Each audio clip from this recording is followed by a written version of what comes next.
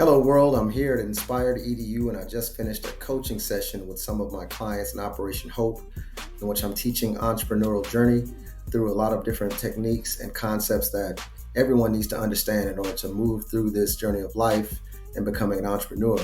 And one of the most important things that I've been teaching is the fact that your daily operating rhythm, how you move through the time and the tasks that you have throughout the day and the week, underpins all the success you're going to have as an entrepreneur or in any endeavor in life. And that's all driven by our desire as an individual to move from emotional safety to emotional safety. And every decision, every choice that we make is based on emotions that drive it. And it creates this cycle that we all have to understand and move through in order to be successful at making sure we manage our time. And let's start with the very first part of this entire cycle, which is everything that we do. Emotion is the one thing that makes sure that we are moving in the ways that's going to cause the best possible outcomes for us to feel good and to feel safe. Emotion is driven by just chemical reactions in our brain that's actually developed over the years based on experiences that we've had. And we can't really affect when they arise, but we have to navigate through them. But whatever emotion we have is going to generate some sort of thought. Based on that previous experience, we have some thought related to that emotion that tells us why we feel that way. And that thought will generate some sort of action. If we're in a state of emotional duress, if we're in some state of fatigue or fear or doubt or concern, any of these things that we don't spend a lot of time talking about, we're going to make an action that's based on that. And from that action, there's going to be some sort of outcome. Some outcomes we'll notice and be aware of, some that we won't be aware of. But there's always an outcome from our actions. And those actions, in turn, will be either perceived by us and interpreted by us in our observations that's shaped by our perceptions. Our observations can be complete or incomplete. We can miss things that we're not looking for. We can have moments of clarity in which we'll realize I didn't notice this ancillary outcome from my previous action that might have happened in the past. If we're not tuned in to see it, we won't have total observations, and those observations are all shaped by our perceptions. We can see something, we can see some outcome, but our perception of that thing is going to generate a certain thought. And that thought, based on that perception of the observation we either were able to capture or that we might have missed, is going to generate more emotion. And that cycle continues over and over and over again. Some emotion in our mind, in our body, some chemical reaction triggers a thought. That thought leads to us taking some action that generates some sort of outcome. That outcome is perceived by us in some observation. Maybe we'll miss it. They're not always complete, that we won't see everything that we're not looking for, but we'll have some sort of observation of those outcomes that's shaped by our own perceptions, our own experience, and our own knowledge. And from there, we're going to form new thoughts, and those thoughts generate emotions. It's not the outcomes that generate emotions, but our thoughts about the outcomes. Our observations and our thoughts generate emotions, which generate more thoughts and lead to actions. And we move through every moment of our day in that way. If you want to shape the way that we move through that, there's things that we can do to actually change that. We can get help from the outside for people to teach us and guide us.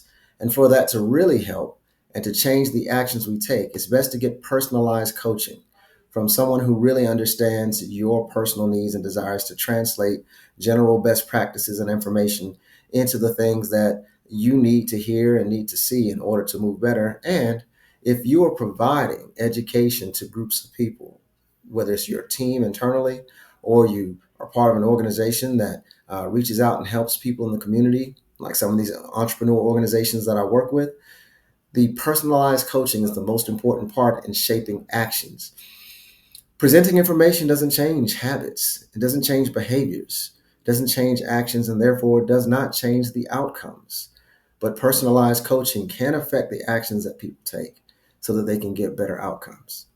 Now, in terms of those observations and making sure that you're able to see everything that happens and notice what's going on and shape your perceptions of those observations, that's best done through your continued learning by getting other training, other information to make sure you shape your own perceptions so that you know what to look for, how to observe the world around you, how to be aware of all the things that are happening so you can draw the right conclusions. It shapes the way that you observe the things that happen in your outcomes throughout the day. If you're continually learning, continually taking in information so that you can now use those observations to form better thoughts and govern your emotions. As you look at this cycle, as you look at this diagram, there's only a few things on here that we can actually control. Which things come to mind that you know that you can control, right? A lot of people go to emotions. Tell you to suppress, hold them back. Don't feel sad. Don't feel scared. Don't feel angry. But the truth is, emotion is impossible to control. And believe it or not, we also do not control the outcomes of what happens. The only things that we can control are our thoughts and our actions. We have 100% control over our thoughts, 100% control over our actions. But you can do everything right to plan for your outside birthday party picnic in the park and still have rainstorms come through and change the outcomes. No matter what the actions, you can do everything right. Working with one of your clients, you can present the information exactly the way you're supposed to, but they still don't get the information. Could you have done it differently? Yes. But did you take the right actions? Did you do everything right? Did you do your part to make sure that your event went properly? But yet the outcomes didn't pan out for so many thousands of different things that affect your outcomes that you really don't control them. You do not control the outcomes. You can only control what actions you take and making sure that those actions had the best chance of success. So these things in green are the only things that we have control over. Making sure you have total control of your thoughts and therefore having total control of your actions will affect the outcomes that come in your daily life. So that's just a thought that I've been trying to get down in some sort of video form for some time now. I'm glad that I finally got a time to record it.